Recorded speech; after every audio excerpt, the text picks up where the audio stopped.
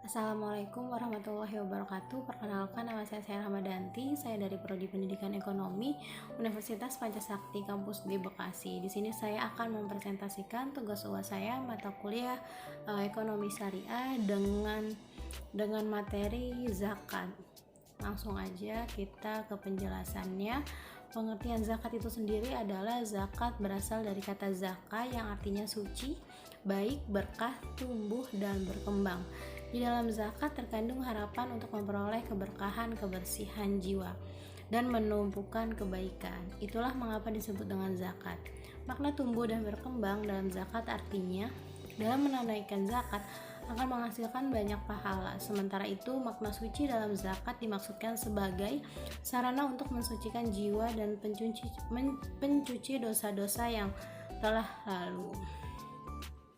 Allah Subhanahu wa taala berfirman dalam Quraisy At-Taubah ayat 103 sebagai berikut, dengan yang artinya ambillah zakat dari sebagian harta mereka. Dengan zakat itu kamu membersihkan dan mensucikan mereka, dan berdoalah untuk mereka. Sesungguhnya doa kamu itu menjadi ketentraman jiwa bagi mereka, dan Allah Maha mendengar lagi Maha mengetahui. Selanjutnya, hukum mengeluarkan zakat. Para ulama sepakat mengeluarkan zakat hukumnya bagi setiap muslim yang memenuhi syarat wajib zakat. Zakat yang diwajibkan bagi setiap muslim di bulan Ramadan adalah zakat fitrah. Kewajiban ini sebagaimana diriwayatkan oleh Bukhari dan Muslim. Dari Ibnu Umar, Rasulullah SAW mewajibkan zakat fitrah atau satu sa kurma atau satu sa gandum atau umat Islam, baik hamba saya maupun merdeka, laki-laki maupun perempuan, kecil maupun besar. Beliau Subhanahu wa taala memerintahkannya dilaksanakannya sebelum orang-orang keluar untuk sholat. Di sini dijelaskan Bukhari, Muslim. Jenis-jenis zakat di sini ada beberapa, yaitu zakat fitrah ada dua, zakat fitrah dan zakat mal. Zakat fitrah adalah zakat yang diwajibkan dikeluarkan bagi setiap muslim pada bulan Ramadan, tepatnya saat menjelang Idul Fitri. Besaran zakat fitrah setara dengan 3,5 liter atau sekitar 2,5 kg makanan pokok. Zakat ini bisa berupa beras, gandum, dan sejenisnya sesuai dengan daerah yang bersangkutan. Zakat fitrah juga bisa diganti dengan uang, namun harus setara dengan harga makanan pokok sesuai besaran zakat tersebut. Yang kedua itu ada zakat mal.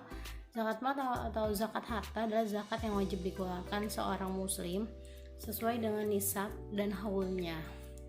Nisab merupakan syarat minimum harta yang dapat dikategorikan sebagai wajib zakat. Sementara haul adalah masa kepemilihan harta sudah berlalu selama 12 bulan Qamariyah atau tahun Hijriyah.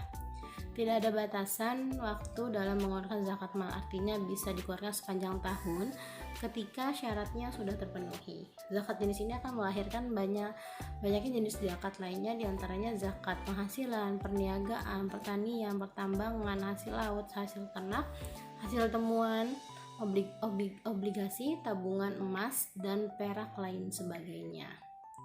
Selanjutnya adalah syarat dikenakannya zakat.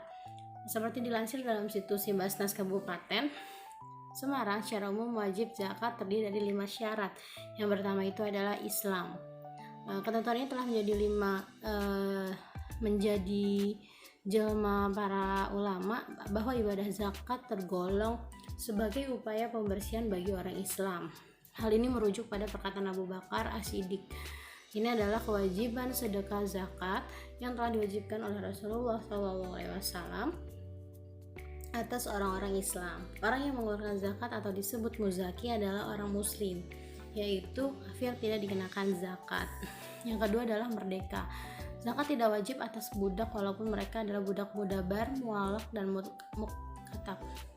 Hal ini didasarkan pada kepemilikannya. Para muktab memiliki kepemilikan yang lemah, sementara mudabar dan mualak tidak mempunyai kepemilikan. Hal ini ditegaskan oleh Umar bin Khattab tiada zakat di dalam harta hamba saya sampai ia bebas. Yang ketiga adalah kepemilikan yang sempurna. Kepemilikan sempurna adalah seseorang memiliki harta secara penuh yang berada dalam kekuasaannya.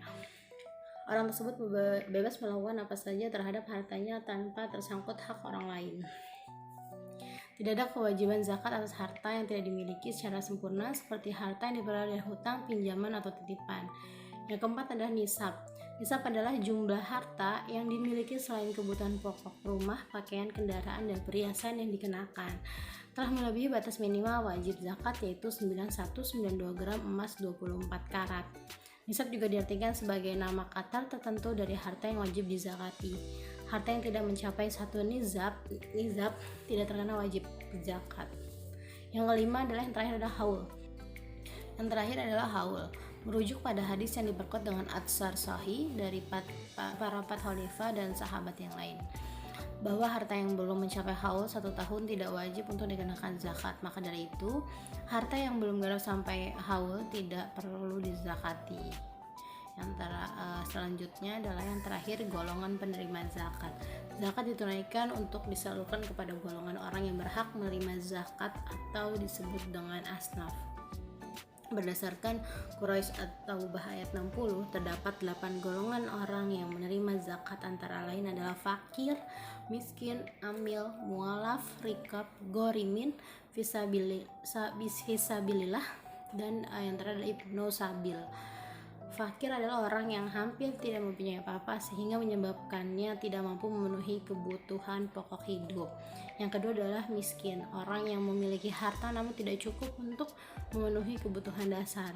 Yang ketiga amil, orang yang mengumpulkan dan mendistribusikan zakat.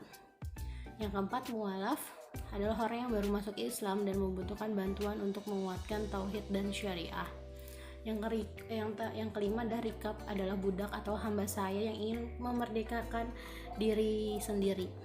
Yang keenam, gorimin adalah orang yang berhutang untuk memenuhi kebutuhan hidup dalam mempertahankan jiwa dan izah.